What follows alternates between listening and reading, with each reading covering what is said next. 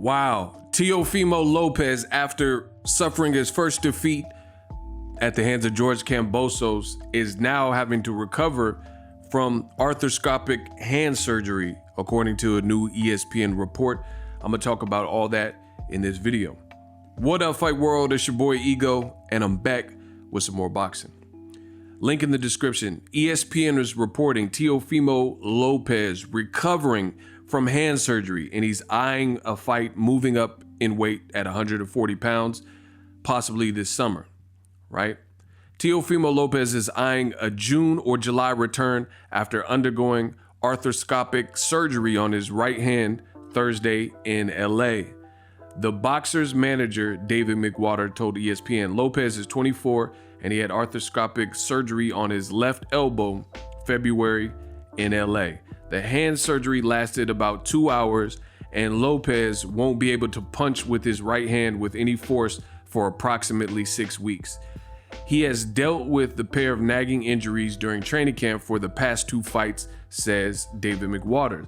Lopez currently 16-1, 12 knockouts, outpointed Lomachenko October 2020 to capture the undisputed titles that he lost in the upset of the year to George Kambosos. When Lopez returns, he'll campaign at 140 pounds. Arnold Barboza Jr. remains an option for the assignment. Quote, this has been a problem for Teofimo for a long time because that George Kambosos fight got postponed so many times. In reality, we had the time to fix it, but we never knew we had the time, so it's been going on forever, McWater said, referring to a fight that featured 9 different dates originally scheduled for June 19th. Quote, Teofimo, he just got enough rest to convince himself to go that he can go a little longer, and he's a tough guy. These guys fight with injuries people can't even dream of. The hand hurt him all the time, and the elbow thing hurts him with his hooks. He's upbeat, he's ready to fight. We were talking last night about plans for camp. Most troublesome of all, Lopez was hospitalized after the November loss with extensive air in his esophagus, which was likely the cause of a slight tear in his esophagus, ESPN Mark Kriegel reported. He could have died for sure, Dr. Linda Dahl said, blah, blah, blah.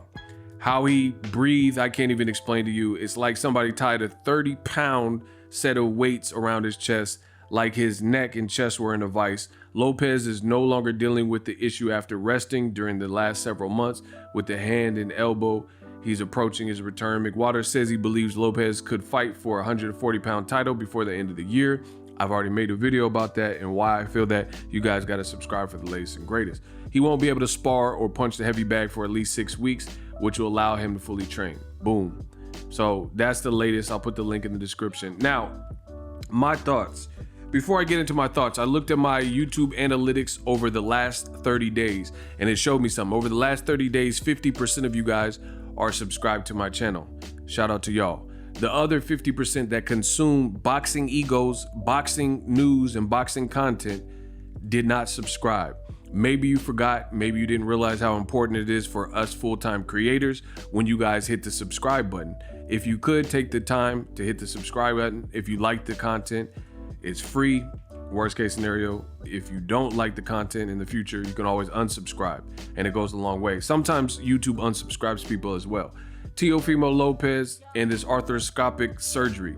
I mean, listen, my thing is this, and it's not to create an issue, but at the end of the day, it seems like, and I've noticed this with Top Rank specifically, anytime one of the marquee fighters loses, it's always some elaborate like storyline of all these things that happen, right? Manny Pacquiao loses to Floyd Money Mayweather, easy work. Like I said before, Pacquiao said, oh, my shoulder, I believe, I injury, and Pacquiao said it was an injury, right? You look at the fight with Lomachenko losing to Teofimo, said his shoulder was jacked up and he couldn't lift his arms and couldn't compete and things like that.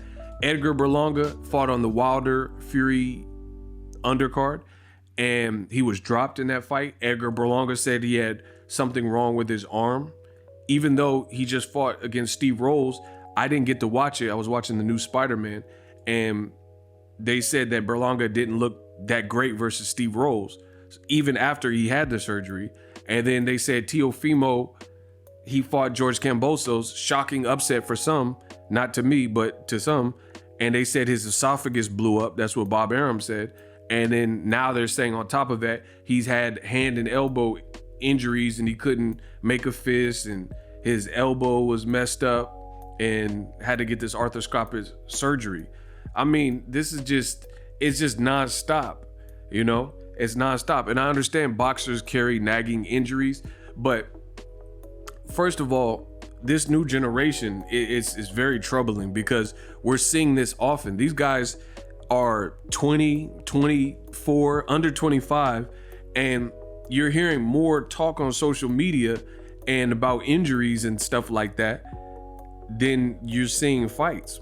You know, Teofimo had this long, laborious process with Triller, and then he finally fights, and then after finally fighting, it's nothing but kind of excuses for why he lost. And I mean, it's all over the place. For starters, Teofimo post-fight said he believes he won the fight.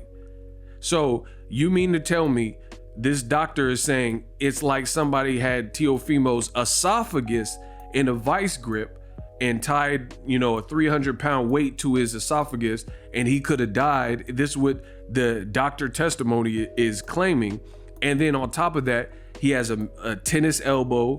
He had to get arthroscopic surgery on his hand. And you mean to tell me with all of these things and ailments and handicaps, Teofimo Lopez really believes that he beat George Kambosos? Because guess what? That's what he said. So either way, you're kind of in a pinch there, because if you truly believe you beat George Kambosos, then you're Superman, because you had bullet wounds and torn esophagus and retinal tears and hand and elbow issues.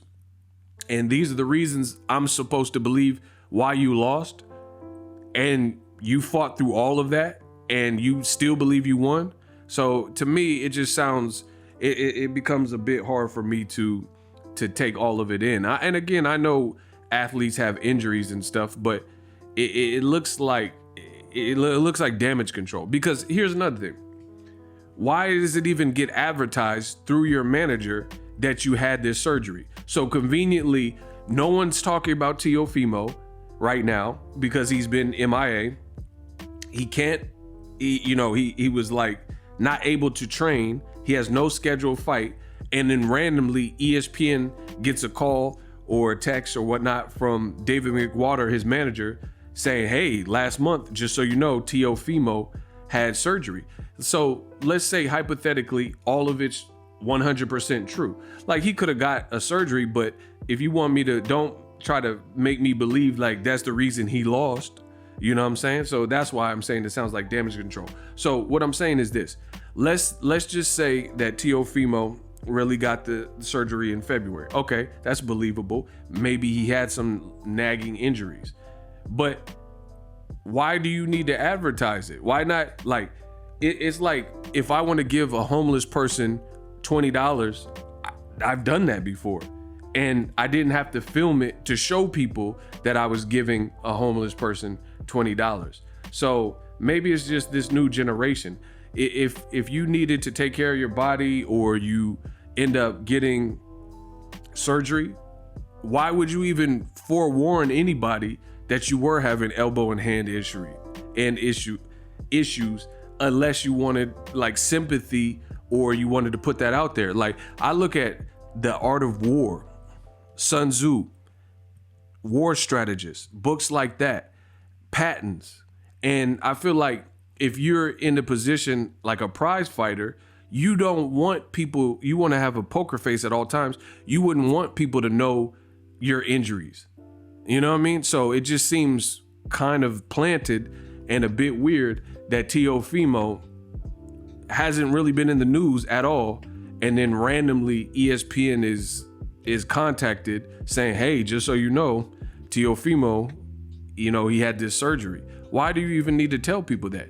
If he's healthy and he got the surgery and he's doing great and life is peachy and then he's ready to move up and come back, then why not just get the surgery and then just keep it pushing? So to me, it just seems like there's an ulterior motive there, that you want sympathy or you want people to know, or, you know, kind of have this excuse as to why he lost. That's just kind of how I'm feeling right now. Let me know if you agree or disagree, if you understand where I'm coming from. Also subscribe to the channel for the latest and greatest. I am the best in boxing history. So do yourself a favor, subscribe. Hit him up. Are you tired of your YouTube videos not getting any views? Well, consider TubeBuddy. I've used TubeBuddy for years to scale up my YouTube channel. Now we're sitting over 200,000 subscribers.